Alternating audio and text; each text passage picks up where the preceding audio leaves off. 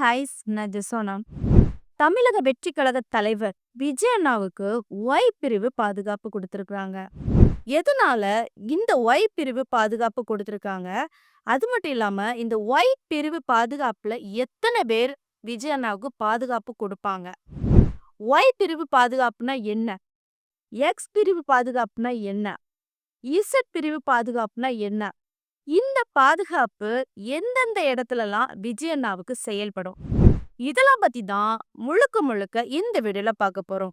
இந்த வீடியோக்குள்ள போறதுக்கு முன்னாடி இந்த வீடியோ பத்தின கருத்து ஏதாவது உங்களுக்கு இருந்துச்சுன்னா கமெண்ட்ல தெரிவிங்க. ஏன்னா நெக்ஸ்ட் வீடியோ பெஸ்டா பண்றதுக்கு யூஸ்ஃபுல்லா இருக்கும். முதல்ல தமிழக வெற்றி கழக தலைவர் விஜய் அண்ணாவுக்கு ஒய் பிரிவு பாதுகாப்பு கொடுக்கணும் அப்படின்னு சொல்லியிருக்கிறாங்க. யார் உத்தரவிட்டிருக்கிறாங்க அப்படின்னு பார்த்தீங்கன்னா, உள்துறை அமைச்சர்கள் தான் என்ன சொல்லியிருக்காங்கன்னா, ஒய் பிரிவுல பாதுகாப்பு குடுங்க அப்படின்னு சொல்லியிருக்கிறாங்க. இந்த ஒய் பிரிவு பாதுகாப்புல எத்தனை பேரு விஜய் அண்ணாவுக்கு பாதுகாப்பா இருப்பாங்க அப்படின்னு பார்த்தீங்கன்னா, இந்த கேட்டகரின்னு பார்க்கும்போது கிட்டத்தட்ட 11 பேர் விஜய் அண்ணாவுக்கு பாதுகாவலர்ட்ட இருப்பாங்க. அதுலயும் அவங்க கையில துப்பாக்கிலாம் வச்சிருப்பாங்கல்ல, அந்த மாதிரி காவல்துறைகள் விஜய் அண்ணாவுக்கு பாதுகாவலாக இருப்பாங்க. இந்த ஒய் பிரிவு பாதுகாப்பு எதுக்கு விஜய் அண்ணாவுக்கு கொடுக்கணும் அப்படின்னு சொல்லிட்டு எல்லாத்துக்குமே தோணும். எனக்கும் தோணுச்சு. எதுக்கு அப்படின்னு பார்த்தீங்கன்னா, இந்த ஒய் பிரிவு பாதுகாப்பு முக்கிய காரணம், அதாவது ட்விட்டர்ல ஒரு குரூப்ல பேசியிருக்கிறாங்க. அதாவது விஜய் அண்ணா எங்க போய் நின்னு பேசினாலும், கட்சி மாநாடு சம்பந்தமா எது பேசினாலும் முட்டை எடுத்து அடிப்போம் அப்படின்னு சொல்லிக்கிட்டு நிறைய ஒரு பேசி அந்த மாதிரி பேசியிருக்கிறாங்க. இது ட்ரெண்ட் ஆயிருக்குது.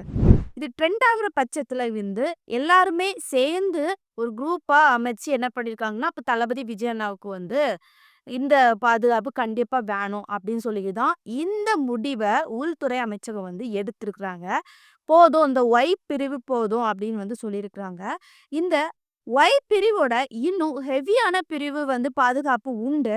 அது நான் உங்களுக்கு என்னென்ன பாதுகாப்பு ஸ்டெப் பை ஸ்டெப் சொல்றேன். முதல்ல இந்த பிரச்சனையால தான் என்ன பண்ணியிருக்காங்க, விஜய் அண்ணாவுக்கு இந்த பாதுகாப்பு ஒய் பிரிவு பாதுகாப்பு கொடுத்துருக்குறாங்க. அது மட்டும் இல்லாம நம்ம தளபதி விஜய் அண்ணா நீங்களே பார்த்துருப்பீங்க. நிறைய பேர் பேட் கமெண்ட்ஸ் போட்டுட்டே தான் இருக்கிறாங்க.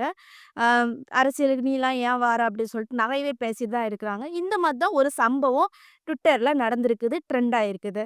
இப்போ நம்ம விஜய் அண்ணா தளபதி விஜய் அண்ணா எங்க போனாலுமே, எந்த ஒரு கட்சி பத்தி மாநாடு நடத்தினாலுமே நிறைய சம்பவ இடத்துல பார்த்துருப்போம் நம்ம. துண்ட தூக்கி விஜய் அண்ணா மேல போடுறது, அப்புறம் பூவை தூக்கி போடுறது, இந்த மாதிரி நிறைய சம்பவங்கள் நடந்திருக்குது. அதே மாதிரி தான் நான் முட்டை எடுத்து அடிப்பேன் அப்படின்னு சொல்லி ட்ரெண்ட் ஆகுனனால தான் இப்போ இந்த ஒய் பிரிவுல விஜய் அண்ணாவுக்கு பாதுகாப்பு கொடுத்துருக்குறாங்க. இந்த ஒய் பிரிவு பாதுகாப்பு தான் உண்டா அப்படின்னு கேட்டிங்கன்னா கிடையாது. நிறைய பிரிவு பாதுகாப்பு உண்டு. எக்ஸ் பிரிவு உண்டு, இசட் உண்டு, இசட் பிளஸ் உண்டு. இதெல்லாம் யார் யாருக்கு முக்கியமா குடுப்பாங்க அப்படின்னு நம்ம ஸ்டெப் பை ஸ்டெப்பா பார்ப்போம். முதல்ல எக்ஸ் பிரிவு பாதுகாப்புனா என்ன அப்படின்னு பார்த்தீங்கன்னா, எக்ஸ் பிரிவுல குறைந்தபட்ச பாதுகாப்பு தான். அதாவது சும்மா ஒரு சப்போர்ட்டிவ் தான். இதுல எத்தனை பேர் பணியாற்றுவாங்க அப்படின்னு பார்த்தீங்கன்னா, பாதுகாவலராக இருப்பாங்க அப்படின்னு பார்த்தீங்கன்னா 2 பேரு. 2 பேத்துமே ஒரு துப்பாக்கி கொடுத்துருப்பாங்க. அவங்க தான் பாதுகாப்பாக இருப்பாங்க. ஒய் பிரிவு கேட்டகரி அப்படின்னு பார்த்தீங்கன்னா, அதாவது எக்ஸை விட கொஞ்சம் கூட ஆட்கள் குடுப்பாங்க. எக்ஸ்ல 2னா ஒய் பிரிவுல எத்தனை பேர் குடுப்பாங்கன்னா, கிட்டத்தட்ட 11 பேர் அந்த மாதிரி கால்குலேஷன். 11 பேர் சம்டைம் 6 பேர் குடுப்பாங்க, 8 பேர் குடுப்பாங்க. 8லேருந்து 11 பேர் தான் இந்த ஒய் பிரிவு கேட்டகரியில பாதுகாவலரா இருப்பாங்க. அவங்க கையில துப்பாக்கி அந்த மாதிரி இருக்கும். அடுத்த கட்டத்துல இதோட கொஞ்சம் ஹெவியா இருக்கும் அப்படின்னு பார்த்தீங்கன்னா, இசட் கேட்டகரி தான். இசட் கேட்டகரில யாருக்கெல்லாம் குடுப்பாங்க அப்படின்னு பார்த்தீங்கன்னா, அரசியல் தலைவர்கள், நடிகர், தொழிலதிபர்கள் போன்றவர்களுக்கு இந்த பாதுகாப்பு குடுப்பாங்க. அதாவது இந்த பாதுகாப்புல எத்தனை பேர் இருப்பாங்க அப்படின்னு பார்த்தீங்கன்னா, கிட்டத்தட்ட 22 வீரர்கள் இருப்பாங்க அப்படின்னு சொல்லியிருக்கிறாங்க. அதாவது முழு ஆயுதத்தோட, முழு நேரமும் ஆயுதத்தோட தான் இருப்பாங்க. ஆயுதத்த கீழேயே வைக்க மாட்டாங்க. அப்படி குடுப்பாங்க. அது மட்டும் இல்லாம ஒரு வாகனமும் குடுப்பாங்க. ஒரு எஸ்கார்ட் வாகனம் சொல்லிட்டு ஒண்ணு உண்டு. அந்த வாகனமும் அவங்களுக்கு அந்த கேட்டகரியில உள்ளவங்களுக்கு குடுப்பாங்க. அடுத்தது இதோட பெஸ்ட் கேட்டகரி அப்படின்னு பார்த்தீங்கன்னா, பவர்ஃபுல் கேட்டகரின்னு பார்த்தீங்கன்னா, இசட் பிளஸ் கேட்டகரி தான். இந்த கேட்டகரி யாருக்கெல்லாம் குடுப்பாங்க முக்கியமா அப்படின்னு பார்த்தீங்கன்னா, மிக உயர்ந்த பதவியில இருப்பாங்கல்ல. அது யார் அப்படின்னு பார்த்தீங்கன்னா, முன்னாள் பிரதமர், அப்புறம் உயர் நீதிமன்ற நீதிபதிகள், அப்புறம் முக்கிய அமைச்சர்கள், இவங்களுக்கெல்லாம் இந்த பாதுகாப்பு, இந்த கேட்டகரியில உள்ள பாதுகாப்பு குடுப்பாங்க. அதாவது இந்த கேட்டகரியில வந்து எத்தன பாதுகாவலர்கள் இருப்பாங்க அப்படின்னு பார்த்தீங்கன்னா, கிட்டத்தட்ட 55 வீரர்கள் இருப்பாங்க. அதாவது ஃபுல் பாதுகாப்பு ஆயுதங்கள் இருக்கும். அப்புறம் வந்து பல எஸ்கார்ட் வாகனங்கள் வந்து இவங்க பின்னாடியே வந்து செல்லும். இப்படி ஒரு பாதுகாப்பு வந்து கண்டிப்பா இவங்க எல்லாத்துக்குமே இந்த கேட்டகரில உள்ளவங்களுக்கு குடுப்பாங்க.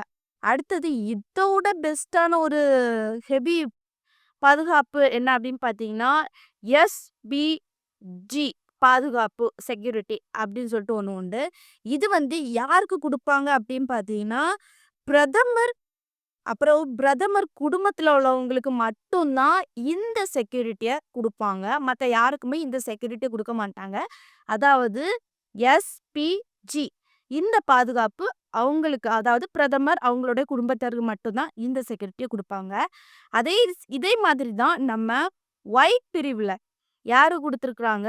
நம்ம தளபதி விஜய் அண்ணாவுக்கு குடுத்துருக்காங்க. அதாவது ஒரு கமாண்ட் ஒரு ட்ரெண்டான ஒரு கமாண்ட் விஷயம்னால, ஒரு ட்ரெண்டான விஷயத்தினால தான் இந்த ஒய் பிரிவு வந்து குடுத்துருக்காங்க. முட்டைய எடுத்து அடிச்சிடக்கூடாது ஒரு சேஃப்டிக்காக. இதோட ஹெவியான ஒரு மிரட்டல் இருந்துச்சு அப்படின்னு பார்த்தீங்கன்னா, கண்டிப்பா இசட் கேட்டகரி இல்லன்னா இசட் பிளஸ் கேட்டகரி வந்து கண்டிப்பா தளபதி விஜய் அண்ணா குடுத்துருப்பாங்க. இந்த கேட்டகரி சொல்லும்போது, இது அவ்வளோ வந்து எங்க செயல்படும் அப்படின்னு பார்த்தீங்கன்னா, இப்ப விஜய் அண்ணா குடுத்துருக்கு அப்படின்னு பார்த்தீங்கன்னா, தமிழகத்துல எந்த இடத்துக்குலாம் போறாங்களோ, அந்த இடத்துல மட்டும் தான் இந்த கேட்டகரி, இந்த பாதுகாப்பு செயல்படும். வேற எங்கேயோ, வேற மாநிலத்துக்கோ, வேற எங்கேயோ போனாலும் இந்த பாதுகாப்பு வந்து செயல்படாது. அப்படின்னு வந்து திட்டவட்டமா, தெளிவா சொல்லியிருக்கிறாங்க. அதாவது இப்ப இந்த கேட்டகரி குடுத்துருக்காங்க அப்படின்னு நெனச்சுக்கோங்களேன். இந்த கேட்டகரிக்குன்னு ஒரு டீம் உண்டுல்ல. அந்த டீம் பெயர் என்ன அப்படின்னு பார்த்தீங்கன்னா, சிஆர்பிஎஃப் வீரர்கள். அதாவது இந்த கேட்டகரில இருக்கிறவங்க வந்து ஓரளவுக்கு இந்த பாடி கார்ட் அந்த மாதிரி சொல்லுவோம்ல, அந்த மாதிரி தான் இதுவும். அதாவது ஃபுல் டைம் ஆயுதம் ஏந்தி அப்படி வச்சிருப்பாங்க. ஏன் அப்படின்னு பார்த்தீங்கன்னா, ஏதாவது அசம்பாவிதம் ஏற்படாம இருக்கிறது, ஃபுல் செக்யூரிட்டியா இருக்கணும் அப்படின்காக தான் இந்த சம்பவத்த வந்து குறிப்பிட்டிருக்கிறாங்க. அதாவது நெறைய விஷயத்துல வந்து நம்ம தளபதி விஜய் அண்ணா வந்து நெறைய இடத்துல வந்து இப்போ ஃபுல்லா ரீசென்ட்டா வந்து போராட்டத்துக்கோ, அப்புறம் வந்து மாநாடு, அப்புறம் இந்த மாதிரி நெறைய இடத்துக்கு போயிட்டே தான் இருக்கிறாங்க ரீசென்ட்டா. அப்போ ரீசென்ட்டா இவங்க போறதுனால, இந்த மாதிரி நெறைய கமெண்ட்ஸும் வரும். ஒரு சில பிடிக்காதவங்களுக்கு கூட இந்த மாதிரி முட்டை எடுத்து அடிப்பேன், கல் எடுத்து அடிப்பேன், தக்காளி எடுத்து அடிப்பேன் அப்படின்னு சொல்லிட்டு நெறைய கமெண்ட்ஸ் வரும். ஸோ, அது முன்கூட்டி இதெல்லாம் நடந்துறக்கூடாது. அதுக்காக தான் இந்த செக்யூரிட்டியும் கூட. பட் அப்படி நடக்காட்டாலுமே இந்த செக்யூரிட்டி இருக்குது ஒரு பெஸ்ட் அப்படின்னு தான். ஏன்னா எல்லாமே சேஃப்டி பண்றது தான் நல்லது. இப்ப இந்த சேஃப்டி இல்ல அப்படின்னு பார்த்தீங்கன்னா, கண்டிப்பா ஏதாவது ஒரு அசம்பாவிதம் நடக்கும். அதனால தான் இது வந்து நடந்துறக்கூடாது அப்படின்னு சொல்லிட்டு இந்த பிரிவுல வந்து ஒய் பிரிவுல வந்து போட்டிருக்கிறாங்க. இனி இதுக்கு மேலயும் இன்னும் அடுத்தடுத்து விஜய் அண்ணா வந்து நெறைய என்ன பண்ணுவாங்க, மாநாடு எல்லாமே நடத்திட்டே தான் வருவாங்க. இனி அடுத்தடுத்தது வந்து ஏதாவது இந்த மாதிரி ஏதாவது அசம்பாவிதம் ஏற்படும் அப்படின்னு ஒரு அச்சுறுத்தல் இருந்துச்சுன்னா, கண்டிப்பா விஜய் அண்ணாவுக்கு கண்டிப்பா அடுத்தடுத்து செக்யூரிட்டி தான் போடுவாங்க. ஏன்னா, அவ்வளோ ஒரு பிரபலமான ஆக்டரா இருந்துகிட்டு இப்போ அரசியலுக்கு வராங்க. கண்டிப்பா வந்து இந்த மாதிரி ஏதாவது அசம்பாவிதம் ஏற்பட்டுறக்கூடாதுன்னு சொல்லிட்டு ஒரு செக்யூரிட்டி குடுப்பாங்க. இத வந்து இப்போ எல்லாத்துக்குமே அறிவிச்சிருக்கிறாங்க. அதாவது தளபதி விஜய் அண்ணாவுக்கு ஒய் பிரிவுல வந்து செக்யூரிட்டி குடுக்கப்பட்டிருக்குது அப்படின்னு வந்து எல்லாத்துக்குமே அறிவிச்சிருக்கிறாங்க. இந்த கேட்டகரி நம்ம எல்லா கேட்டகரியும் பார்த்துட்டோம். X, Y, X, Z, Z plus, SPG இது எல்லா கேட்டகரியும் நம்ம வந்து எதுக்கு எதுக்கு குடுக்கப்பட்டிருக்குது அப்படின்னு வந்து பார்த்துருக்கோம். இத பத்தி நீங்க என்ன நினைக்கிறீங்க? தளபதி விஜய் அண்ணாவுக்கு இ ஒய் பிரிவுல கேட்டகரியில வந்து பாதுகாப்பு குடுத்தது தப்பா? கரெக்ட்டா? நீங்க என்ன நினைக்கிறீங்கன்னு கமெண்ட்ல தெரிவிங்க. நெக்ஸ்ட் ஒரு இன்ட்ரெஸ்டான வீடியோல சந்திக்கிறேன். பாய்.